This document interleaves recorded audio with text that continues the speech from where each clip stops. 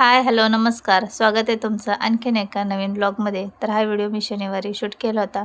शनिवारी मुलांना सुट्टी होती, तर मी त्या दिवशीच हा व्हिडिओ बनवला होता. केसांना मेहंदी लावत होते, तर मला खूप कंटाळा येतो केसांना मेहंदी लावायचं म्हटलं की. पण खूप दिवसातून चाललेलं, दिवसापासून माझं चाललेलं मेहंदी लावायची आणि तसंच ते राहून जात होतं. तर म्हटलं चला फायनली आज मेहंदी लावून घेतली. जरी कंटाळा आला तर मेहंदी तर लावायचीच होती, कारण केस खूप पांढरे झाले होते. तर मेहंदी लावून घेतली. तर मेहंदी सुकते तोपर्यंत बाकीची कामं करून घ्यायची.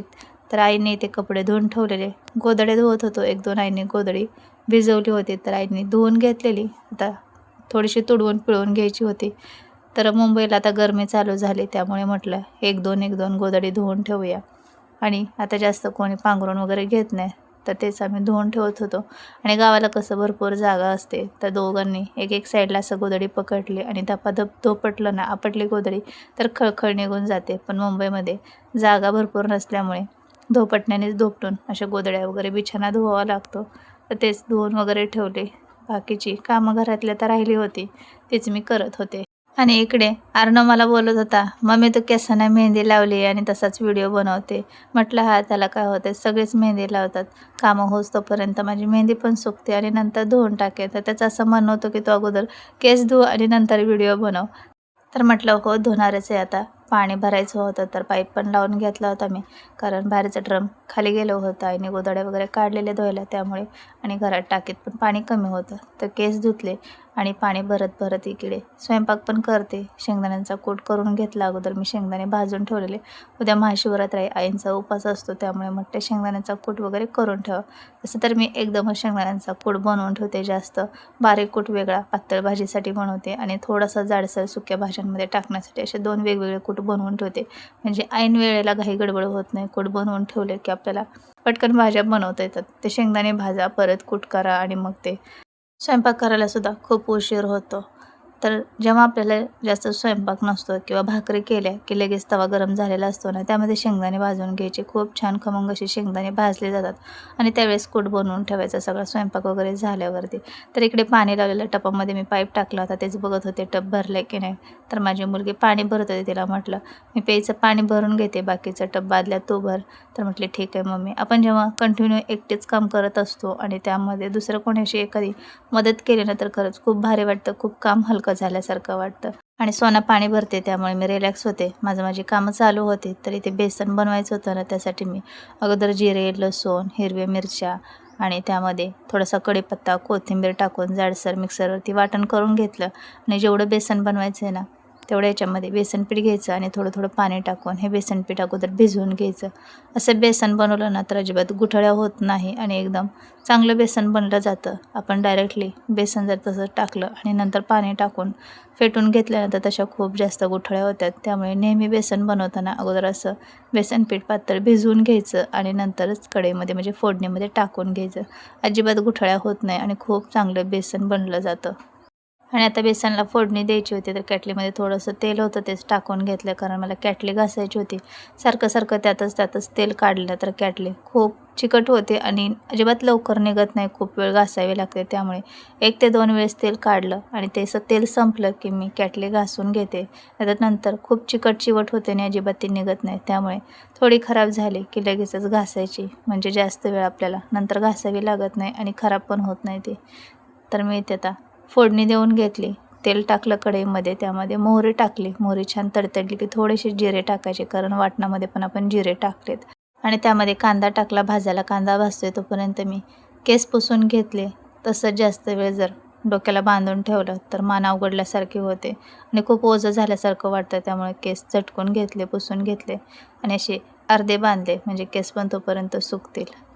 तर आता आपण कांदा थोडासा भाजला की त्यामध्ये मिरचीचं जे जाडसर वाटण केलं तर ते टाकून घेतलं. ते पण चांगलं भाजून घेऊया. आता तुम्ही म्हणाल तिकडे तोंड करून आमच्याशी इकडे गप्पा मारते, बोलते.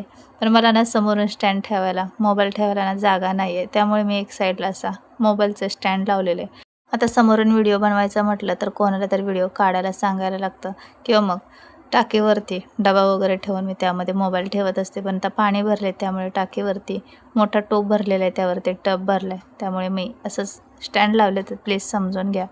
आणि मुलांना सांगायचं तर त्यांना आज सुट्टी तर त्यांना खेळायचे, ते गेलेत खेळायला. नंदेचा मुलगा आला होता तर ते सगळे मिळून माळ्यावरती खेळत आहेत. तोपर्यंत मी इकडे स्वयंपाक करून घेतलं. पाणी तर भरून झालं होतं. आई आल्या होत्या, आईच्या आणि माझ्या गप्पा चाललेल्या आणि आम्ही दोघी असेच कामं करत करत गप्पा मारत असतो. आई त्यांच्या काळातलं त्यांच्या वेळेस सांगत होत्या की आमच्या वेळेस कशी माणसं होती, किती जीवाभावाची होती, एकमेकांना अजिबात विसरत नव्हते. आणि आत्ताचे लोक कसे आहेत, अजिबात बघत नाहीत, बोलत नाहीत, समोरून चाललं तरी विचारतसुद्धा नाहीत. किती म्हणजे फरक झाला आहे. त्यांना त्यांच्या काळातले दिवस आठवतात की किती खरी माणसं होती पहिल्याची आणि त्यांच्या खरेपणावरच किती विश्वास ठेवायचे लोकं. अजिबात एकमेकांना सोडून राहत नव्हते, धरून राहायचे. प्रेम, माया, जिव्हाळा ह्या गोष्टी खूप होत्या ना आत्ता. खूप त्याचं प्रमाण कमी झालं आहे. माणूस फक्त आत्ता कामापुरतंच बोलतं, कामापुरतंच काम ठेवतं, हो की नाही? तर असो, इथे मी बेसन वगैरे बनवून घेतलं. तर नंतर तुम्हाला मी बाकीची रेसिपी काही दाखवली नाही. तर त्यानंतर बेसन वगैरे टाकून, पाणी टाकून शिजवून घ्यायचं झाकण ठेवून आणि नंतर लास्टला कोथिंबीर टाकायची. तर तुम्हाला याची रेसिपी पाहिजे असेल तर एखाद्या वेळेस व्हिडिओमध्ये मी शेअर करेन किंवा आपलं रेसिपीचं जे चॅनल आहे त्याच्यामधून तुम्हाला त्याची मी लिंक देईन बेसनची. तर खूप छान बेसन झालेलं आणि माझ्या घरातल्यांना माझ्या हातचं खूप जास्त साध्या साध्या ज्या जेवणाच्या रेसिपी आहेत ना त्या खूप आवडतात. आता मी गावची मुलगी तर गावच्या पद्धतीने मी बनवत असते. बेसन असू देत, ठेचा असू दे किंवा मग वरण भात असू दे. आणि आज सोमवारी सकाळी थोडासा व्हिडिओ मी शूट केला होता. तर आईनं उपवास सोडण्यासाठी बटाट्याची भाजी आणि पुऱ्या बनवल्या होत्या. तर खूप मस्त टम्म फुगलेल्या अशा पुऱ्या बनल्या होत्या. एकच नंबर पुऱ्या झालेल्या आणि बटाट्याची भाजीसुद्धा खूप छान झालेली. मिस्टरांना सकाळी चपाती आणि दोडक्याची भाजी टिफिनवरती दिली होती आणि नंतर मग आईनं उपवास सोडण्यासाठी आम्हाला नाश्त्याला आणि मुलांना टिफिनलासुद्धा बटाट्याची भाजी, पुऱ्या वगैरे असं बनवलं होतं. आठवड्यातून एखाद्या वेळेस पुरी वगैरे दिली तर चालते. आपण रोज तर चपाती भाजीच देत असतो. आणि पुऱ्यानं खूप छान टम्म फुगल्या होत्या. एरवी जेव्हा अट्टासाने असं काही बनवतो त्यावेळेस बनत नाही आणि एखाद्या वेळेस म्हणत नसताना अचानक आपण काहीतरी असं केलं ना तर खूप भारी बनतं ते. तर आज पुऱ्यांचं तसंच काय झालं आणि आईंना पुऱ्या खूप जास्त आवडतात चहाबरोबर, बटाट्याच्या भाजीबरोबर. म्हणून म्हटलं उपवास सोडायला तेच बनवूया. तर आज आईंनी खूप जास्त आम्हाला हसवलं. तर पुढे तुम्हाला मी दाखवतेच की आईंनी काय गंमत केली होती. आईंना व्हिडिओमध्ये घेतलं. आईंना म्हटलं मी व्हिडिओ बनवते, तुम्ही फक्त बोला महाशिवरात्रीचा उपवास सोडायला या सर्वांनी. सोडला का तुम्ही उपवास?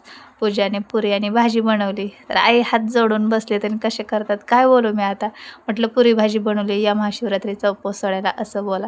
तर आई बोलतात भजी पुरी बनवली. आईला म्हटलं पुरी आणि भाजी बनवली असं बोला. तर खूप सगळे आम्ही हसलो. आणि पहा पुऱ्या किती भारी झालेल्या, सगळ्या पुऱ्या केल्या. आईची गंमत पहा. महाशिवरात्रीचा उपवास सोडायला भज पुरी पूजेने पुरी भाजी केली उपवास सोडायला. या शिवरात्रीचा उपवास सोडायला. आमची आई लई फनी आहे. तर बघितलं ना खूप म्हणजे खूप हसवलं. तरी ते सगळं मी बनवून घेतलं, नाश्ता वगैरे सर्वांनी केला, मुलांचे टिफिन वगैरे भरले. तर असंच होता आजचा लाँग व्हिडिओ. तर कसा वाटला तुम्हाला नक्की कमेंटमध्ये सांगा आणि आणखीन असेच व्हिडिओ पाहण्यासाठी चॅनलला सबस्क्राईब, लाईक, कमेंट करा. Bye bye.